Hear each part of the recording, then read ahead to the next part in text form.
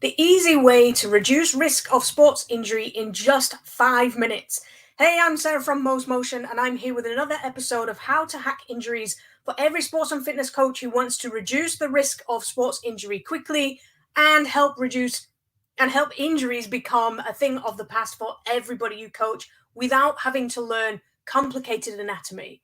So, what we're talking about today is an easy way for you to help reduce the risk of injury really fast. And we're going to do that by using an injury hack of adding fun. Now, this is a really powerful stealth tactic, if you like, for reducing the risk of injury. And I've got three ways it's going to help you. So, stealth tactic number one is it helps people relax before their workout. Now, that might not seem very important, but laughing is the ultimate stress reliever, and even a smile or a hint of a smile works.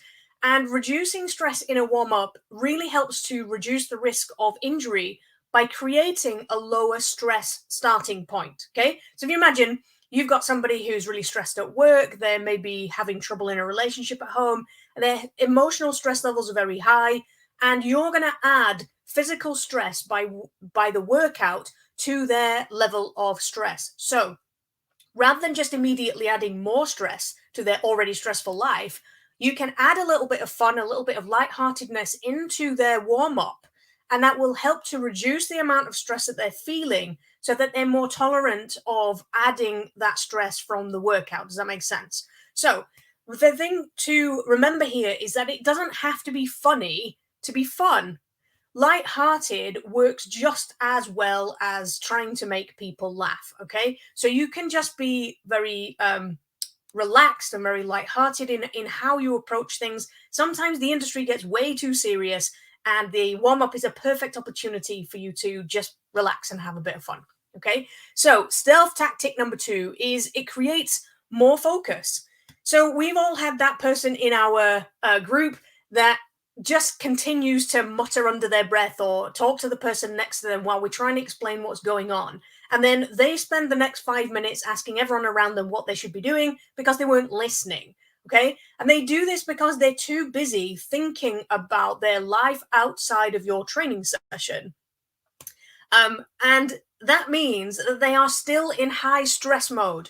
Okay. If they're thinking about what their husband said that's really annoyed them, or the person that cut them up on the way to training, or, they're worried about what they might do in a given situation, they're talking to the person next to them, then they are in high stress mode. Okay. And this lack of focus is disruptive, not only to them, but to other people around them. And it means that they don't understand the point of the task. So that could mean that while you're trying to ease them into the exercise, they're going hell for leather because they didn't really understand what you were talking about.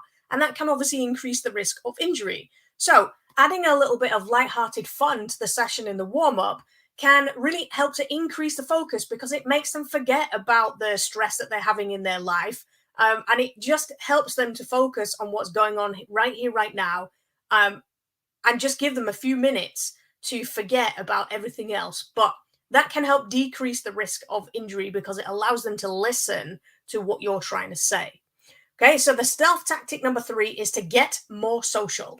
Now, there's a growing wave of evidence to support the idea that feeling connected to other human beings really helps people reduce their anxiety levels and is even being used as a way of healing trauma now. So making your warm-ups lighthearted and involving other people where it's possible is a great way to help your people feel connected to each other, but also helps new people feel included into your group and accepted into your group. So people go, yeah, but how do you do that? Well, a simple example of something I've used in the past that's been really successful is just a game of high fives, right? So you get people walking around the room, they walk around in any direction. When they come across another person, they high five. And that might not seem too taxing, right? So then you throw in the idea of instead of one high five, you do two, so high tens if you like. And then you get them to react to the people where they have to choose between high five and low fives, tens, whatever. And you just add the number of combinations that they have to react to. and they're not allowed to say anything to each other. They just have to react to the person next to them. It's a really fun, it makes people laugh because they misread people all the time. And it's just a really quick, easy way of helping them to connect with other people, relax a little bit more, and focus on what's going on.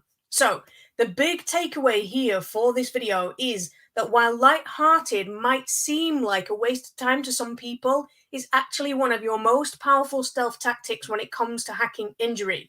So you can reduce the risk of injury in just 5 minutes without having to learn complicated anatomy. So if you really want to know how to make this work for you, then do yourself a favor and come and join us in the injury hacking Facebook community over at injuryhackers.com, so you can help injuries become a thing of the past for everyone you coach. Thanks for watching, and I'll see you again next time.